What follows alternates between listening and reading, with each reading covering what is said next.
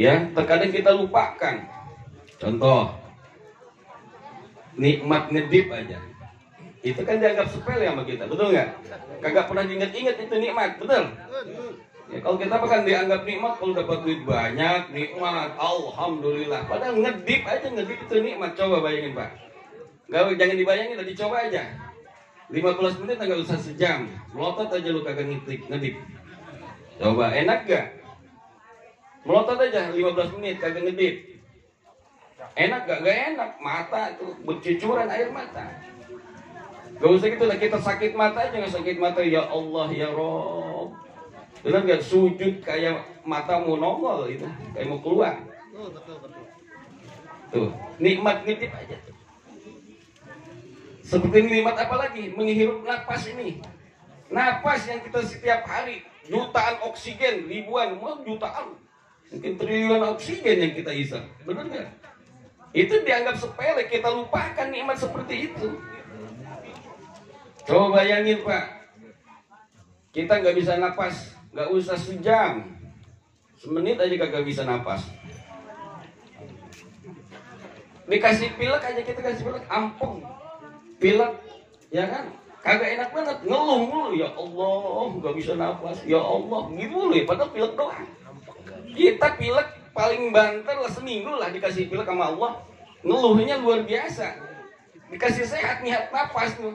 Bertahun-tahun kita nikmatin napas itu sehat, nggak pernah kita bersyukur. Betul nggak? Makanya kita nih selalu bersyukur kepada Allah Subhanahu wa Ta'ala. Jadi insya Allah kalau kita bersyukur, nikmat akan ditambah oleh Allah Subhanahu wa Ta'ala. Itu janji Allah, la in sakartum la azidannakum wa la in kafartum inna adabi lasyadid. Allah sudah berjanji, bahkan Allah sudah menuliskan atau berfirman di dalam Al-Quran, innallaha la yuhliful mi'ad. Allah itu nggak bakalan ngingkarin janji, pasti Allah menepati janji. Jadi janji Allah bagi orang yang bersyukur, Allah akan tambah nikmatnya.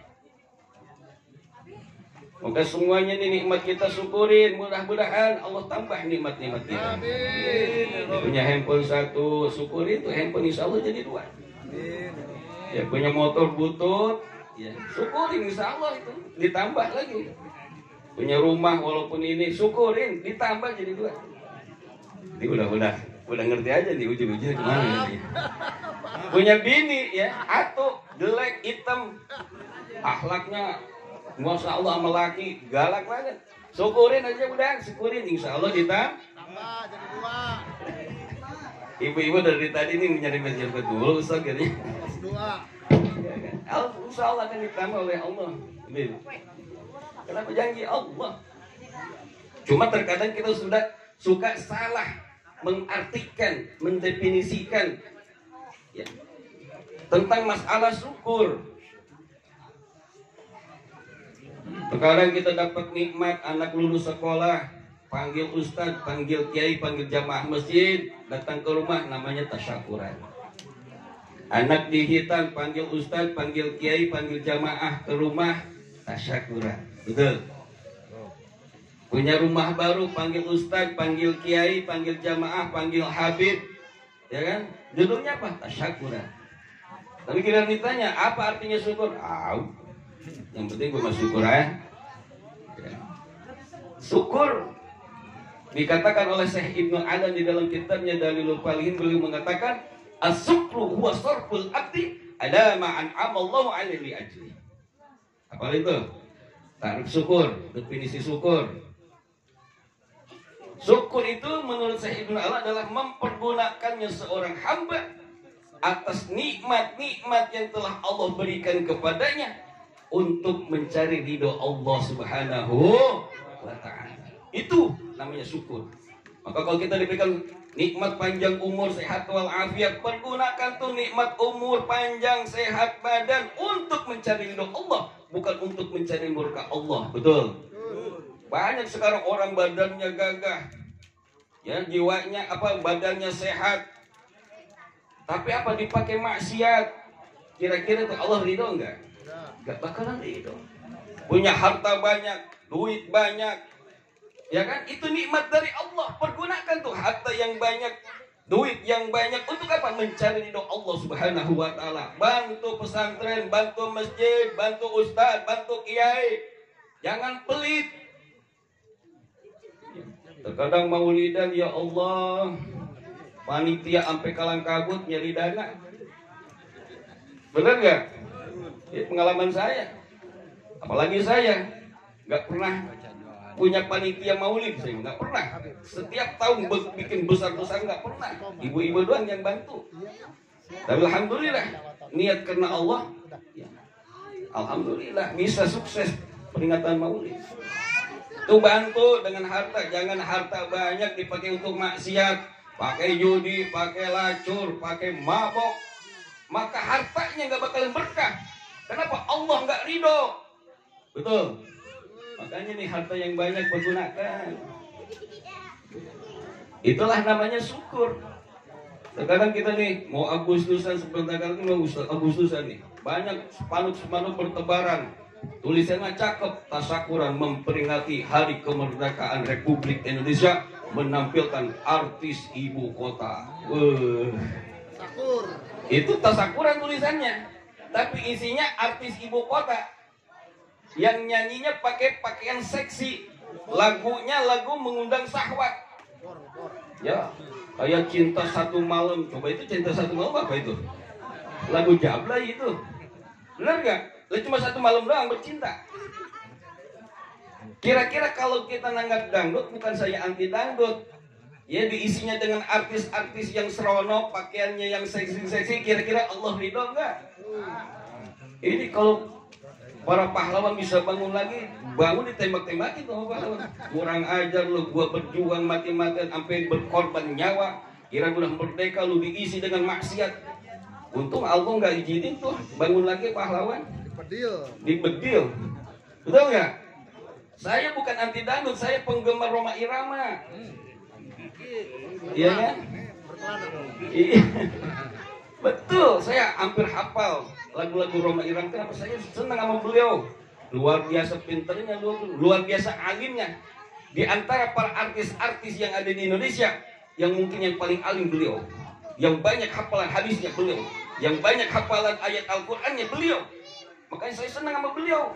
Maka lagu-lagunya luar biasa, berbentuk dakwah, betul nggak? Apa aja jadi lagu.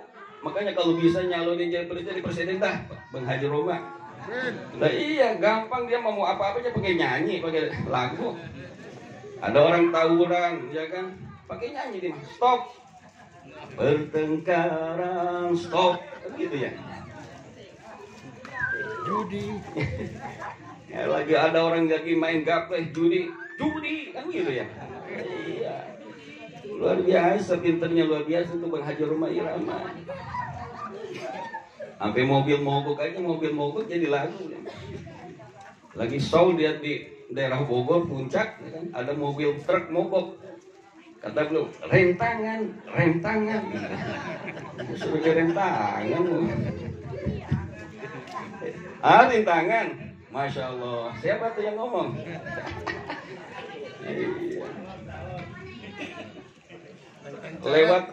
Lewat kebun ada orang mau nyolong pisang. Jangan itu bang, jangan itu pohon orang. Iya, masya Allah, pintar. Makanya saya senangnya kalau beliau tuh jadi presiden aja dah. Cakep, benar nggak? Iya. Makanya saya bukan anti dangdut. Kalau yang nyanyinya kayak Bang Haji Rhoma Irama, atau kayak perempuannya siapa, Cici Paramida, pakai jilbab cantik, cakep, benar nggak? Ini yang nyanyi pakaian seksi, masya Allah. Sampai salon didundungin, ngangkang, masya Allah. Lihat di video, lihat gimana nggak lihat? Setiap saya buka handphone, ya itu di real ya. Ada yang protes ini. Tahu juga Ustaz. Ya gimana sih emang? Ya kemajuan digital ini nggak bisa kita pungkiri. Itu kita buka Facebook aja, ya Allah ngomong yang begitu. Lah gimana coba? Kagak dilihat sayang. Hadir. Allah ya Rabb. Terkadang kita salah mengartikan syukur. Makanya alhamdulillah seperti ini adalah syukur kepada Allah, membuktikan bahwa kita ini berterima kasih kepada Allah. Nikmat yang banyak Allah berikan kepada kita. Jadi mudah-mudahan nih yang ngundang kita, kan asbabnya beliau nih, wasilahnya Pak Ustadz Soleh ngundang kita, mudah-mudahan beliau yang banyak pahalanya ini. Coba berapa banyak makanan yang beliau keluarkan, betul nggak? Ini nilainya sedekah, insya Allah jadi berkah, bertambah hartanya. Amin ya Allah ya Rabbal. Dan luar biasa beliau kecintaan kepada guru tuh luar biasa saya akui.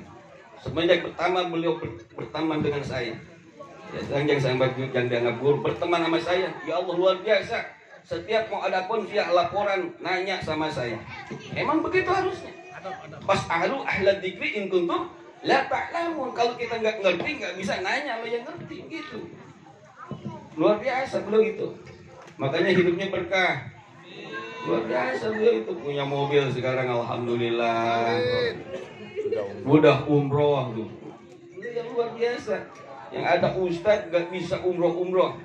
Beliau mah bukan ustadz, ya, cuma ketua masjid doang bisa umroh. Kenapa? Panggilan Allah berkah hidupnya, betul nggak? Kenapa? Karena selalu beliau syukur kepada Allah Subhanahu Wa Taala. Jadi mudah-mudahan kita semua yang hari ini diakui sebagai orang-orang yang bersyukur kepada Allah Subhanahu Wa Taala. Amin ya Allah ya Rabbal. Ini ngaji kita bapak ceramah aja nih. Ceramah aja ya, jangan buka kitab kata Habib. Baik. Ya, kalau guru yang minta udah saya tutup kitabnya. Sebenarnya kalau malam Ahad itu saya buka kitab Ta'limul Muta'alim sama kitab, sekarang kemarin udah hatam ya. Kitab Lughul Hadis sudah hatam, Tangkihul Kawal. Sekarang ganti kitab hadis juga, kitab Hadis Arba'in. Ya, karya Imam An-Nawawi. Ya, yang mana beliau pun punya karya yaitu yang fenomenal, luar biasa, yang kita kenal kitab Riyadhus Shalihin. Ya, jadi ini kitab kecilnya dulu nih. Arba'in itu adalah kitab 40 hadis isinya. Ya, yang intinya adalah luar biasa isinya itu hadis. Nah, kalau ada yang ada waktu malam minggu ada kegiatan, nggak ada pengajian di tempat masing-masing, datang ke sini gratis. Ya kan, nggak dipungut bayaran. Ngaji mah masya Allah susah benar. Tapi alhamdulillah makanya agak lama saya ini senang malam ini malam minggu penuh nih gang. Ya Allah ya Rob, alhamdulillah. Ini jarang-jarang begini ini. Makanya saya kalau jam 12 mau wajar aja dah. Hitung-hitung kodo aja, kodo ini dirapel. Iya. Alhamdulillah puji syukur kepada Allah Subhanahu Wa Taala. Ya, yang Allah masih mengizinkan kita untuk bisa hadir di sini, dengar dan juga baca zikir tadi yang dipimpin oleh Habibana Al-Mahbub, Habib Taufik. Ya, dilanjutkan dengan pembacaan rawi yang isinya sholawat. Ini ada orang yang bid'ah-bid'ahin rawi itu bid'ah, dolalah, finnar, gitu. Kayak dia punya kunci neraka balik. Benar nggak? Dia kagak ngerti, emang kagak ngaji. Rawi itu isinya sholawat, puji-pujian kepada Rasulullah. Apa kita dilarang memuji Rasulullah? Dilarang nggak? Enggak, justru kita diperintahkan oleh Allah, innallaha wa malaikatahu yusalluna 'alan nabi ya ayyuhalladzina amanu sallu 'alaihi wa sallimu taslima. Itu dalil aku. Makanya kalau kagak ngaji kagak ngerti. Itu biografi Rasulullah, rawi itu. Mau baca rawi Barjanji, Sarful Anam, Ad-Diba, Ad-Di'lami, Sintudra, semuanya adalah menceritakan tentang kisah Rasulullah SAW, junjungan kita, manusia mulia, manusia suci. Kira-kira kalau kekasih Allah, Rasulullah kan kekasih Allah, dipuji oleh kita, kira-kira kekasihnya seneng nggak? Kita gantengin pacar nih, dulu waktu muda bersempet juga begitu. Aduh. Ya kan, kita gandeng tuh pacar kita. Ya namanya pacaran mungkin gitu ya, gandeng-gandengan tangan ya. Sekarang lihat juga, kira udah laki bini, boro-boro gandeng-gandengan, mau kondangan aja jauh-jauhan. Bininya udah di mana, lakinya masih di mana. Lagi pacaran, pegang-pegangan tangan, dulu gitu tuh. Pacar kita ada yang muji, bang itu pacar lu, iya cantik banget, oh dulu goang gitu kan. Benar gak? Seneng gak itu kita kira-kira pacar kita dipuji? Gak usah begitulah. Kita punya cucu nih, punya cucu. Pagi-pagi nih, ya kita jalan-jalan tuh, diajak jalan-jalan pagi-pagi ngelewatin rumah tetangga, kata tengah, Pak, itu cucunya, bener, Ganteng banget Pak. Oh, siapa dulu dong kakeknya. Wah, bener ya? Bener ya? Kenapa bangga, senang? Yang dia cintai dipuji orang. Allah juga begitu, ketika Rasulullah sebagai kekasihnya dipuji oleh kita, maka Allah pun akan senang, Allah akan ridho. Betul? Ya, makanya jangan dibilang bid'ah, maulid bid'ah, rawian bid'ah, mata lu juga bid'ah no. Bener gak? Iya. Muka lu bid'ah juga. Zaman Rasulullah nggak ada muka lu. Bener gak? Iya. Apa-apa bid'ah. Ya, kalau semuanya zaman apa harus sesuai dengan apa yang dilakukan Rasulullah. Rasulullah pergi haji pakai unta, lu juga pergi haji sama. Nyewa unta ke Mekah sono. Gempor dah. Benar enggak? Iya. Ini juga di bid'ah nih. Lu Idul Fitri ya, oi, yang suka bid'ahin jangan pakai mic. Lu teriak-teriak sampai suruh habis lu, enggak usah pakai mic. Ini juga bid'ah. Benar enggak? Tapi untuk membantu kebaikan jadi baik. Kayak gini kalau nggak ngaji nih, nggak bakalan ngerti. Makanya ngaji. Maka dikatakan oleh para ulama, wa kullu man bi ghairi ilmin ya'malu amaluhu mardudatun la tuqbalu. Setiap orang yang amalnya kagak pakai ilmu, maka amalnya ditolak, nggak diterima oleh Allah Subhanahu wa taala. Kalau nggak ngaji nggak bakalan diterima ibadah kita, Pak. Kita jangan senang dulu ibadah kita rajin. Kalau nggak pakai ilmu nggak diterima di hadapan Allah, kosong, nol, rugi kita. Bertahun-tahun, berpuluh-puluh tahun kita ibadah, tahu-tahu diperiksa oleh Allah, nol, nggak ada isinya. Kenapa? Karena ibadahnya nggak pakai ilmu, nggak tahu syarat sahnya sholat, nggak tahu syarat sahnya wudhu. Bertambah banyak kita lihat di kota-kota, di perkantoran, anak-anak muda wudhu sikutnya masih kering, kagak kena air. Kira-kira wudhunya sah nggak? Nggak sah. La sholata liman la wudhu'a lah. Rasulullah bersabda, nggak sah sholatnya kalau wudhunya nggak sah. Otomatis kalau wudhunya nggak sah, sholatnya juga nggak sah. Banyak anak muda wudhu mata kakinya nggak kena air, masih belang, masih kering, nggak sah wudhunya, Pak. Kenapa? Karena nggak ngaji. Udah, yang penting ngelaksanin doang. Bahaya ini. Sholat anak-anak muda pakai baju jangkis, celananya jangkis, giliran sujud, celengannya kemana-mana. Bener gak? Kira-kira lagi sholat, tersingkap auratnya di dalam fikih, sah gak sholatnya? Nggak sah, karena nggak ngaji, cuek aja. Bener gak? Maka kalau ngaji nih, kita pasti akan diterima ibadah kita. Tapi terkadang kalau ngaji susah, berat, betul, malas, betul.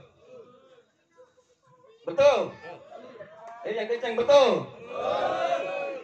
Kenapa sih kalau ngaji pada malas? Saya heran. Padahal gurunya semangat banget, nggak peduli hujan, nggak peduli capek. Ya Allah ya Rabbana. Demi apa? Demi jamaah, demi umat. Iya, saya bukan karena saya diamplopin atau dikasih hadiah, bukan. Nggak dikasih hadiah pun saya ridho lillahi ta'ala. Yang penting pada ngaji. Begitu. Karena ngaji itu hukumnya wajib. Thalabul ilmi faridatun ala kulli muslim. Hadis Rasulullah, hadis sahih. Dalam Bukhari Muslim ada tuh hadis yang artinya mencari ilmu itu hukumnya wajib bagi semua umat Islam. Maka kalimatnya faridah dikatakan oleh para ilmu ahli bahasa Arab. Ini kenapa Rasulullah kok bersabdanya bukan fardu tapi faridah? Betul ya? Fardu padahal wajib, faridah juga wajib. Kenapa Rasulullah di sini kalimatnya thalabul ilmi faridatun ala kulli muslimin? Oh, ternyata diteliti, ziyadatul bina tadullu ala ziyadatil makna. Bertambah bentuk kalimat menandakan bertambah maknanya. Artinya apa? Mencari ilmu itu, kata para ulama, lebih wajib. Nah, makanya ngaji ya, insya Allah malam minggu besok pada rame kirain Ustaz Safi. Amin ya Allah ya Rabbal. Malam minggu itu bukan khusus bapak-bapak aja, ibu-ibu mau ngaji silahkan ya, pada ngaji supaya apa? Ibadah kita diterima di hadapan Allah Subhanahu wa ta'ala. Malam ini kita diundang oleh Pak Soleh adalah untuk menghadiri acara syukuran dihitannya putra beliau. Yang mudah-mudahan kita doakan Ananda Keno Osama Al-Jabar, jadi jadikan anak yang soleh yang berguna bagi nusa bangsa dan agama. Hitan adalah melupakan salah satu syariat ya di dalam agama Islam. Bahkan dikatakan oleh para ulama hukumnya wajib. Kenapa? Karena hitan menjadikan salah satu syarat diterimanya sholat kita. Kenapa? Karena ketika dihitan tidak dihitan, di situ ngumpul najis-najis yang ada di kulub kemaluan laki-laki. Maka ketika sholat dia bawa najis yang ada di kulub itu, maka sholatnya nggak sah. Maka dikatakan wajib oleh para ulama. Ya karena ada yang bilang sunnah. Yang bilang sunnah cuma Imam Hanafi, Imam Syafi'i, Imam Maliki, Imam Hambali semua mengatakan wajib hukumnya berhitan. Bahkan dikatakan di dalam kitab oleh Imam Syekh Ibnu Qayyim dalam kitabnya Tuhfatul Maudud ala takrimil maulud, beliau mengatakan bahwa hitan ini adalah hukumnya wajib. Bahkan di situ diceritakan kisah tentang siapa yang pertama kali dihitan. Yang pertama kali dihitan adalah Nabiullah Ibrahim alaihissalam. Maka Allah memerintahkan kepada Nabi Muhammad untuk mengikuti apa yang diajarkan oleh Nabiullah Ibrahim alaihissalam. Maka di dalam dalam Al-Quran Allah berfirman, "Summa auhayna ilaika anittabi millata Ibrahim hanifa." Lalu aku wahyukan kepada engkau wahai Muhammad untuk engkau mengikuti milahnya, ajarannya, agamanya Nabi Ibrahim alaihissalam. Maka ini ajaran Nabiullah Ibrahim alaihissalam hitan itu. Yang pertama kali manusia yang dihitan adalah Nabi Ibrahim. Diceritakan di dalam kitab itu Nabi Ibrahim dihitan usia 80 tahun. Abah berapa puluh bah? 60 baru 60. 80 tahun. Bayangin Pak, usia 80 baru dihitan. Pisau kagak mempan, alot. Lasan juga kagak mempan tuh kalau udah 80. Mentah lagi. Kenapa? Alot udah tua. Ya kan? Maka diceritakan di situ pakai kampak, Pak. Waduh. Coba dipegangin, jebret pakai kampak. Yang ngeri-ngeri karena kepalanya habis. Ya. Maka laki-laki itu hukumnya wajib dihitan supaya hilang kotorannya yang nyangkut tuh di kulitnya. Kulit itu apa? Kulit yang menutupi helmnya. Helm. Pak, helm. Bu. Tadi udah dibahas ya, helm ya. Udah nggak usah dibayangin dah. Aduh. Itu hukumnya wajib. Nah, kalau bagi perempuan, apanya yang dipotong? Hukumnya wajib enggak? Wajib, hukumnya sunnah. Untuk memuliakan aja perempuan. Maka dikatakan di dalam kitab itu, kata Syekh Ibnu Qayyim, yang dipotong apa? Yang seperti jengger ayam. Dipotong sedikit aja, jangan semuanya dipotong. Habis. Ya, supaya apa tujuannya? Kalau perempuan dihitan itu supaya menyeimbangi syahwatnya. Biar syahwatnya enggak tinggi. Tuh, maka lihat perempuan-perempuan yang ada di Eropa, yang di Barat tuh, syahwatnya gede-gede, tinggi-tinggi, Pak, besar syahwatnya. Kenapa? Karena nggak dihitan itu perempuan yang di Barat itu. Maka Islam itu luar biasa diteliti oleh para ulama. Oh, ternyata faidahnya, manfaatnya perempuan dihitan adalah supaya menyeimbangi syahwatnya, nggak terlalu tinggi. Jangan dihabisin juga. Kalau dihabisin hilang syahwatnya juga. Ya, itu luar biasa agama Islam. Diteruskan tuh ajaran Nabiullah Ibrahim sampai Nabi Isa alaihissalam. Bahkan diakui di dalam kitab Injil bahwa Nabi Isa dihitan. Luar biasa, Pak. Tapi kalau Nabi Muhammad, ya diceritakan, diriwayatkan bahwa Nabi Muhammad sudah semenjak lahir sudah dihitan. Subhan, menanyakan luar biasanya Rasulullah, istiwanya Rasulullah Sallallahu Alaihi Wasallam. Lahir aja udah dihitan Nabi Muhammad tuh. Ya, luar biasa. Makanya hitan itu adalah bentuk memuliakan anak ya daripada orang tuanya. Karena Rasulullah Sallallahu Alaihi Wasallam bersabda, "At-tajwiju barakah wal waladur rahmah. Akrimu auladakum fa inna hurmatal aulad ibadah." At-tajwiju barakah, nikah itu berkah. Ini yang pada jomblo nih ada enggak? Duda ada enggak? Gak ada. Para punya bini semua ya. Iya, nikah itu berkah. Maka kalau bapak-bapak pengen banyak bekalnya, banyak yang nikah. Iya kan kata Rasulullah, ini sabda Rasulullah, at-tazwiju barakatin. Benar nggak? Nikah itu berkah. Maka kalau pengen banyak berkah, banyak nih. Asal berani aja lu lawan bini lu. Iya kan? Iya. Jangan sampai pas tidur burungnya hilang. Lah banyak kemarin ada berita toh. Daerah mana lakinya lagi tidur burungnya hilang. Kenapa? Gara-gara lakinya kawin lagi. Masya Allah. Makanya kalau berani nggak apa-apa loh. Ya kan, nikah lagi. Jangan macem-macem lagu-laguan pengen nikah lagi. Rokok aja ngeteng di warung. Pengen nikah lagi. Bener ya Bu? Iya. Bayar rumah aja ngap-ngap pengen nikah lagi. Lagu-laguan loh. Ya, kecuali Ustadz dan Habib.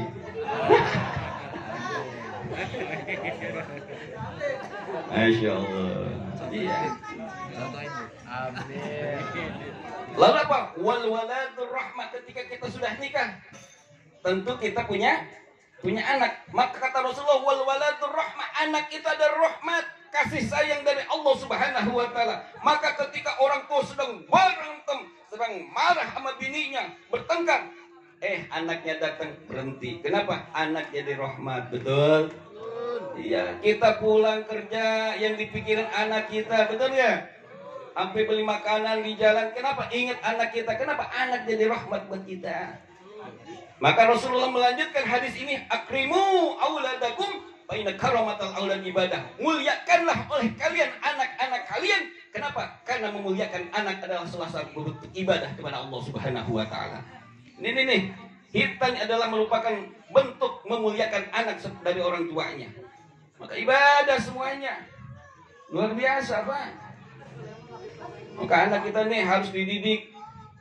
Ya, di antaranya salah satunya memuliakan anak, didik anak kita, kasih ilmu anak kita. Kalau bisa ngajarin, kita yang ngajarin.